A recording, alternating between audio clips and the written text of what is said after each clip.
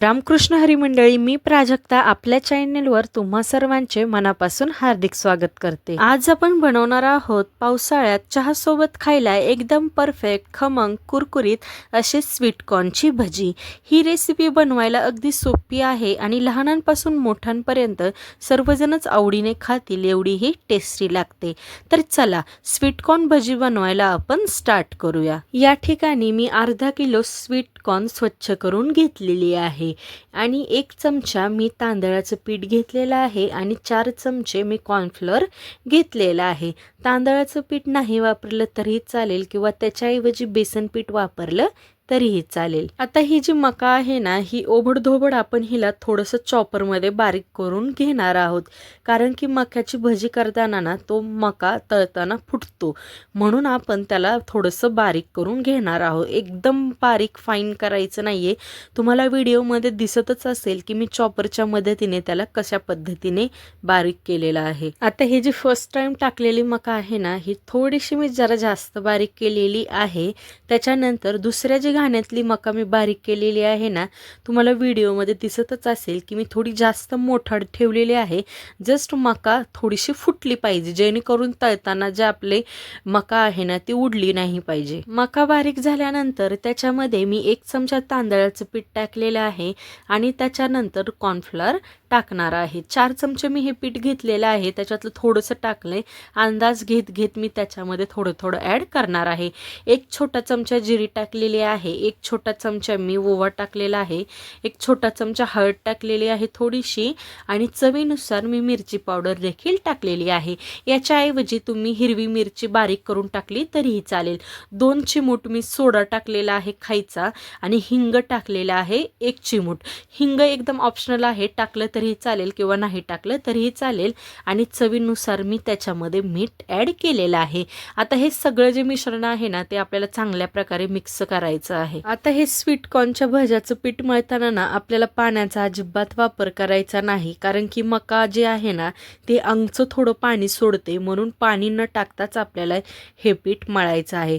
जर गरजच वाटली तर एखादा चमचा ॲड करायचा, पण मला अजिबात गरज लागली नाही पाणी ॲड करायची। आता थोडं थोडं करून जे राहिलेलं कॉर्नफ्लॉवरचं पीठ आहे ना ते पण आपण याच्यामध्ये ॲड करून हे मिश्रण मिक्स करणार आहोत। आता तुम्हाला सांगते, याच्यामध्ये मी टोटल 7 चमचे कॉर्नफ्लॉवरचं पीठ वापरलेलं आहे।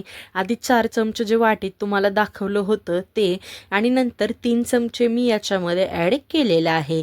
आता जे आपले हे जे पीठ आहे ना ते मळताना त्याची बाइंडिंग आली पाहिजे भजी सोडताना, अशा पद्धतीने हे पीठ आपल्याला मिक्स करायचं आहे। आता हे पीठ चांगल्या प्रकारे मिक्स केल्यानंतर याच्यामध्ये मी बारीक हिरवी चिरलेली कोथिंबीर ॲड केलेली आहे।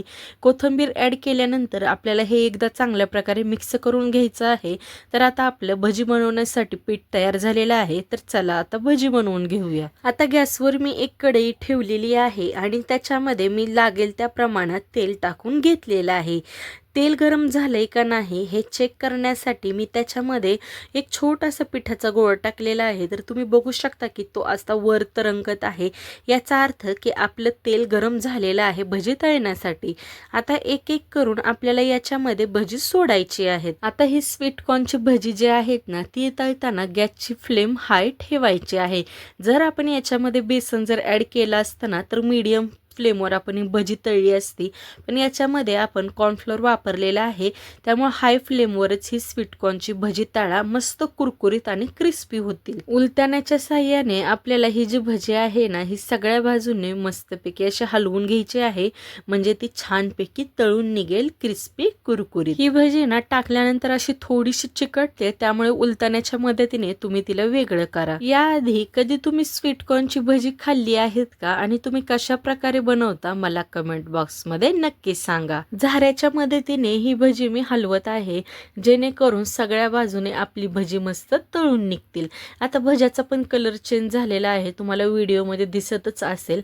आता आपली भजी मस्तपैकी तळून झालेली आहेत, क्रिस्पी कुरकुरीत। आता हिला आपण एका ताटामध्ये काढून घेऊया। आता बाकीचं जे पीठ राहिलेलं आहे ना त्याची पण भजी आपल्याला सेम याच पद्धतीने तळून घ्यायची आहे। ही स्वीट कॉर्न भजी तुम्ही हिरवी चटणी, टोमॅटो सॉस किंवा गरमागरम चहा सोबत देखील खाऊ शकता. खूपच टेस्टी लागेल. एक भजी मी तुम्हाला फोडून दाखवते. तुम्ही बघू शकता की आतमधून आपली भजी चांगली भाजून निघलेली आहे. जर या रेसिपीमध्ये काही डाऊट जर असेल ना तर मला कमेंट बॉक्समध्ये नक्की विचारा. जर रेसिपी आवडली असेल तर व्हिडिओला लाईक करा, चॅनेलला सबस्क्राईब करा आणि फ्रेंड्ससोबत तुमच्या व्हिडिओ शेअर करा. भेटूया नेक्स्ट व्हिडिओमध्ये. Bye bye.